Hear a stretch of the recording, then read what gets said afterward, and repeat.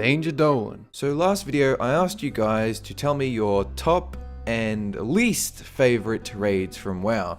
So what I've done is I've assembled it into a top 3 and a worst 3 list with some honorable mentions. The worst raids list will come out tomorrow. So without further ado, let's jump straight into the top Warcraft raid list. Now these 2 raids did not make the top 3 favorite raids list, but they are still respectful in their own rights. So I figure I should talk about them a little bit. And so to start off, we got a comment from Andrew Corm. Since I started in Cataclysm and dinged 85 right before Dragon Soul came out, my choice is purely based on lore relevance and design.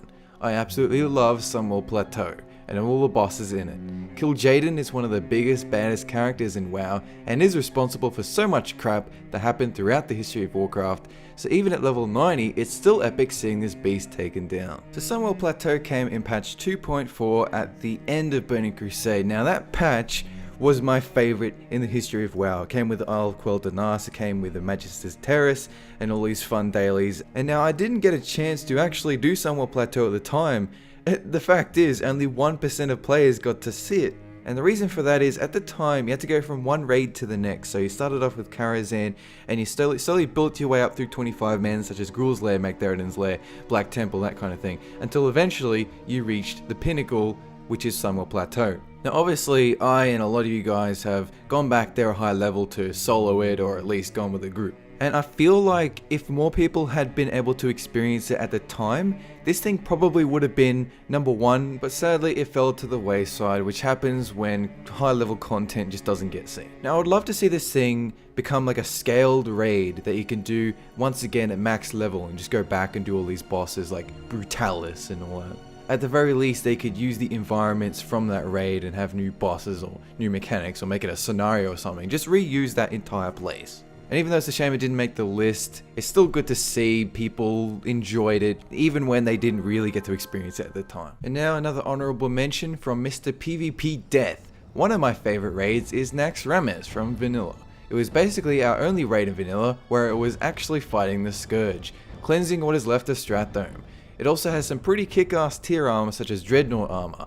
Also the chance of your raid achieving one of the most hardest things in WoW till this day, getting the corrupted Ashbringer blade from the Horseman. It was fun, worth it, and it was tragic for it to be removed till the Wrath expansion at Winterguard Keep. Sadly, no Ashbringers anymore, but still the Frostmourne blade that drops still.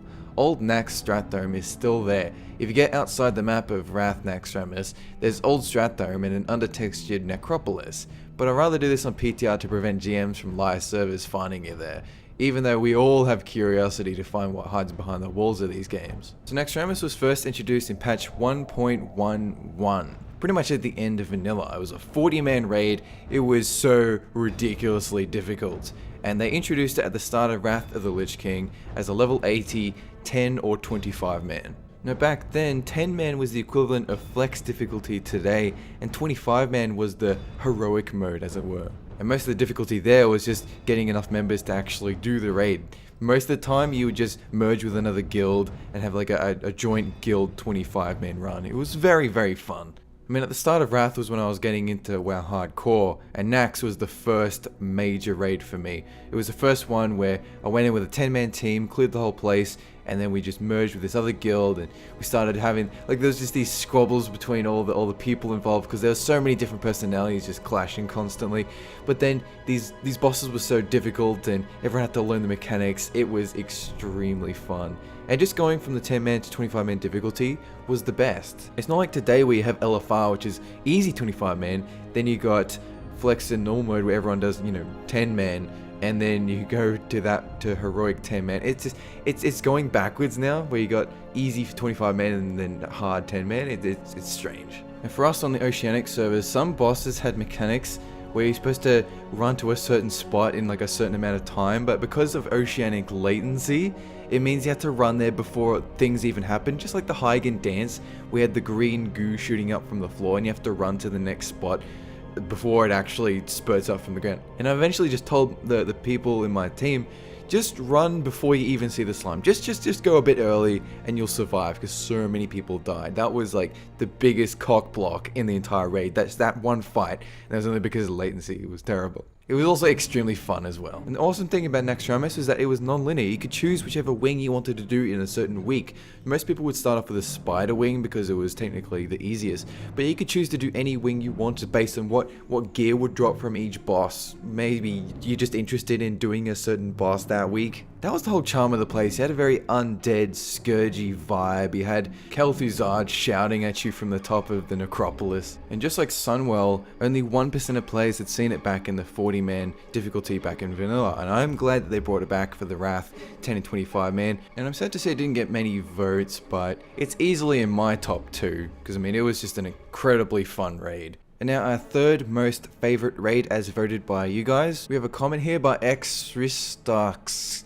I think Ulduar was one of the best design raids to be released. It had a variety of different mechanics on all the bosses, optional difficulties for the bosses, leaving 0 to 4 towers up, unique looking loot and unique models. It would be nice to bring back making fights harder or easier based on doing something such as changing the kill order. So this raid came out patch 3.1, the first big raid after Naxxramas. This one has got to be the most beloved, the most detailed, and had tons of lore in it, like the Thorim storyline, which extended from the Storm Peaks in the questing zones straight into this instance and threads all the way through the raid. Then you had Yogg-Saron, and you had Algalon and his Omega code. There was some criticism at the time that people thought this raid wasn't very involved in the whole Wrath storyline, and with the Lich King and the Scourge, it was basically like a side story where you go and fight an old guard in a huge, cool Titan experience. Now on the surface, that might be true, but it's only when you delve deeper into it. It's the fact that Yogg-Saron has been kind of corrupting the entire lands, and the obvious fact that if Yogg-Saron gets loose, he's just gonna tear everyone's face off. But what it showed is that people don't really care if it's not overly involved in the storyline. As long as the experience is cool, as long as the bosses are amazing, nobody really gives a shit. It's just people on the forums just whining about, you know, everything. Now I was only around for about half of Ulduar. This is during early Wrath when I just finished Naxxramas, and after I do a raid for like months and months, I get burnt out. So I took a break, probably about halfway through Ulduar, ran about the cat boss, but I did go back to finish it later on, and I loved, just like Naxxramas, I loved the non-linearity. Like, you finish the first boss, which is the vehicle combat one, right? And then immediately you're given 3 doorways of like, do you want to go XT? Do you want to go the fire boss? Do you want to fight the dragon? That's beautiful. If you're having trouble on one boss, you can immediately just turn around to your raid and say, let's try this other one. This other one looks really fun. Not only did each boss feel completely different, not just aesthetically like the boss models, but the environments. Like, you go and fight the fire boss, you know you're in the fire boss room, you got a humongous furnace over there. You fight the dragon, you're in like an outer section where the dragon has plenty of room to like fly off. You fight XT and there's mechanical litter everywhere. The scale of these rooms, just looking up at the boss, was incredible. A lot of the times nowadays you don't really get that. When you think about Jinrock, the first boss in Throne of Thunder, you just walk in, he's standing right there.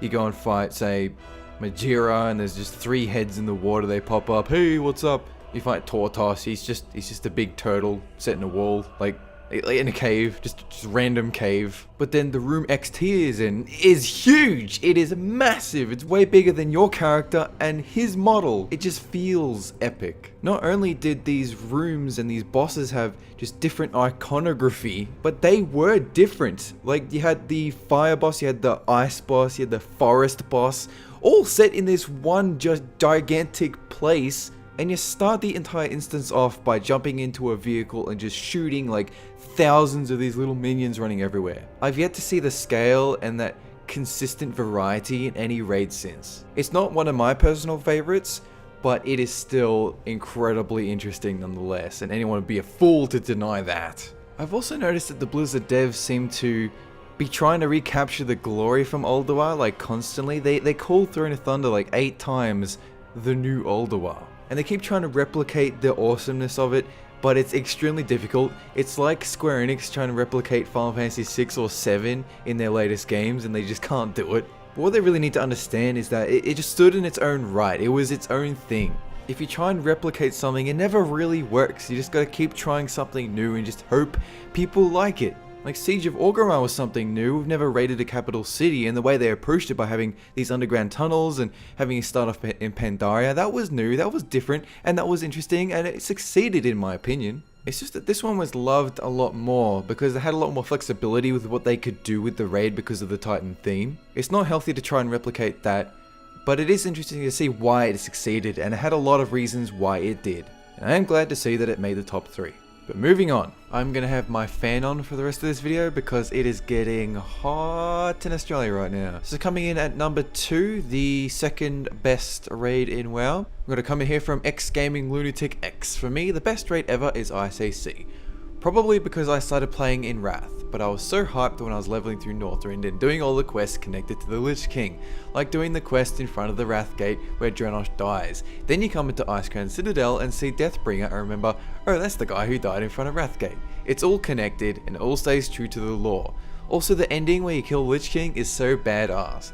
The boss mechanics were pretty good, and I could return to this raid at any time and not get bored by it at all. So this particular raid came in at patch 3.3, technically the final one for Wrath, even though you had a one raid, Ruby Sanctum, which came many months afterwards. But patch 3.3 also came with the Dungeon Finder and 3 killer heroics that were all connected to Icecrown Citadel. You go from the Forge of Souls to the Pit of Sauron and then the Halls of Reflection, all of it leading up to the battle against Arthas. Not only this, but as gaming says, all the dungeons and questing zones as you're leveling up are preparing you with the history of Arthas and how this all came to be, how he got to Northrend and betrayed his team and put on the helmet and got Frostmourne and suddenly he's mega evil. And that was the big hook for this particular raid. It was that you finally get to take down the Lich King, and everyone wanted to do it. From the very first cinematic that played when you get this expansion set and you got Arthas and his father talking about how he's going to be king one day, the hype centered around the Lich King was pretty massive, and Blizzard managed to deliver on that front. But let's talk about ICC specifically. Instead of the Ulduar non-linearity, most of it is more centered around rising up this citadel, the actual ice. A lot of the bosses you just go to and fro, you just one after the other, but there was some non-linearity every so often, such as with Vestergut and Rotface. Instead of the big red button hard mode from Ulduar, you now toggle it in your UI.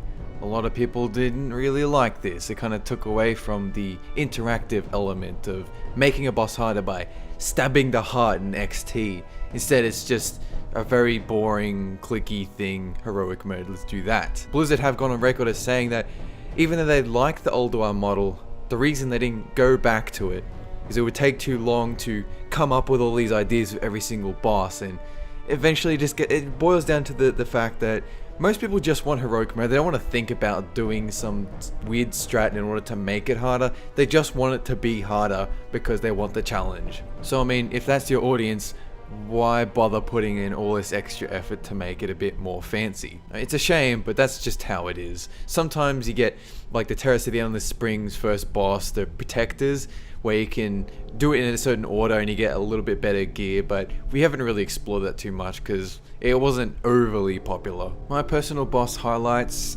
keeping in mind that I didn't clear this place like a bajillion times. I only went there for half of the instance a bunch of times, so I mean, the instant you zone in with Marrogar standing there with all of his separate heads and the Bone Storm ability. I also have a soft spot for him because that was my first ever boss guide to do Marrogar.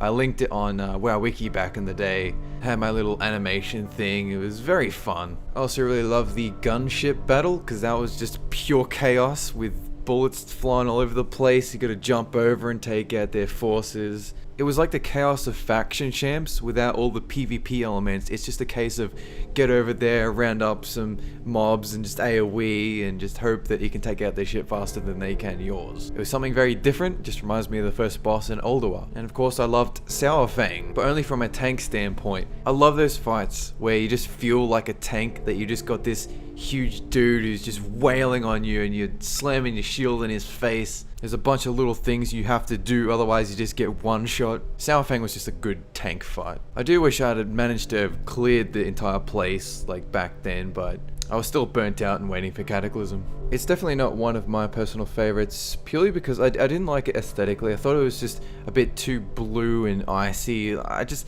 get over the fact that it's, this ice theme after about 2 seconds. It's my same problem with the actual Ice Crown zone. Everything was just this dark blue and it just got annoying after a while. It's a very small thing. I'm sure it just doesn't really matter that much. But it's also difficult for me to have a favorite when I didn't manage to get really involved in that raid back in the day. I have to go back now as a max level and take care of it.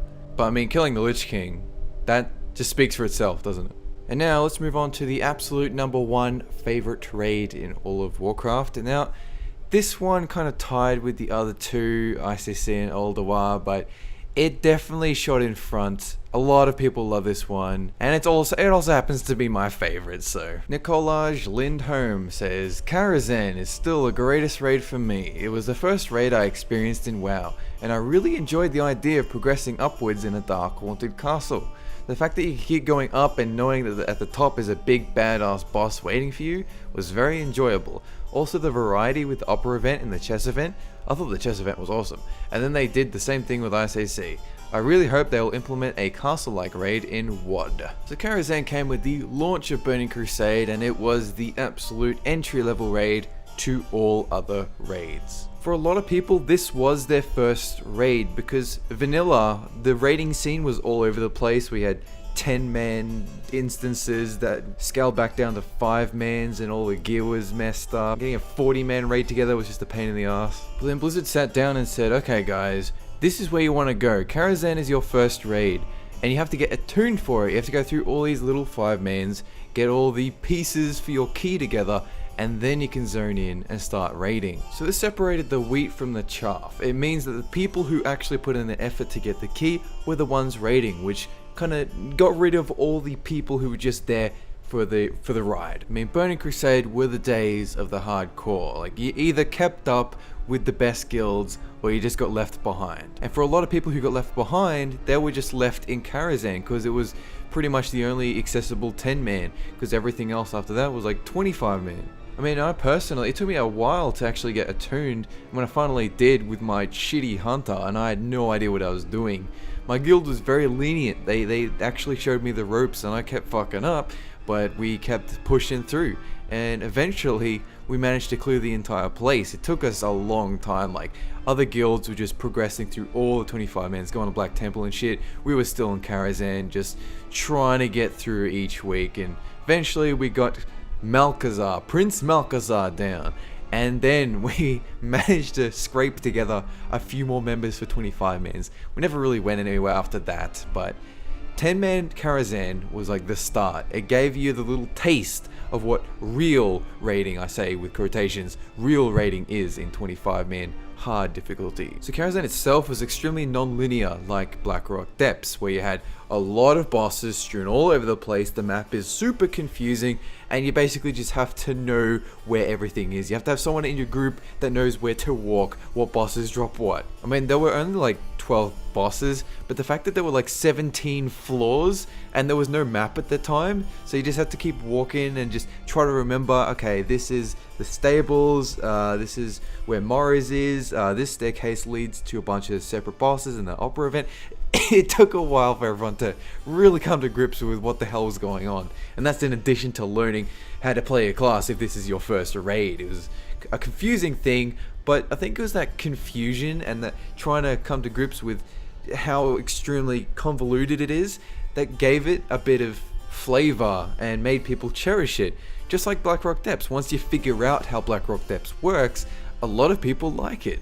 So with 10 players, you have intimate settings. It means you can have small rooms, because a lot of Karazhan is just you walking through. Think about your house, so you've got like little corridors to separate rooms. That was Karazhan. It wasn't like huge sweeping places like Ulduar. It was like you're moving from room to room, kind of cramped with 9 other people, trying to take down these bosses. And then the progression from these intimate 10-man settings to the big 25-man super difficult raids, that was perfect. And that's something that's been lost in this day and age, when you can have LFR groups that can just clear a raid with a bunch of randoms with really no effort to actually get there involved. It really dilutes the experience and makes everything seem just smaller and insignificant. And back in these days, when you do Karazhan and you move on to these big places, you feel like you've earned a spot there. You feel like you're actually going to take down a huge boss. And everything's at risk because 24 other people are judging you. And if it wasn't for Karazhan being there with their 10-man, you wouldn't have a reference point. You would just be swept straight into the big 25-mans and you would think, oh, this big place must be the norm. But no, when you have a taste of something, you get a yearning for something more. And when you get something more, it tastes even better. And Karazhan was the first taste, and it led to something bigger. As for some of the actual bosses in Karazhan, something like the opera event was just bizarre. In a game full of just war and violence and just fantasy and dragons and stuff, to have this Red Riding Hood and the Wizard from Oz plays happening and then you gotta kill the bosses that they represent, it was crazy. It was so off the wall, it was something different. And the game needs more quirky raids, not super serious stop the bad guy or the bad dragon. Just like the Pandaria expansion, you just need something that is completely different and defies your expectations. That way, when something big and epic does happen, you're more appreciative of it. Not only that, but Karazhan in itself being a tower, just like Icecrown Citadel, you look up and you can see the top of the tower. That's your aim. You can see your goal up there. Whereas something like Blackwing Descent, for instance, you can't see anything, you just got a round room full of bosses. So that's it for the top raid list. Tomorrow, as I said, will come the worst raid list. So stick around for that and have a good one.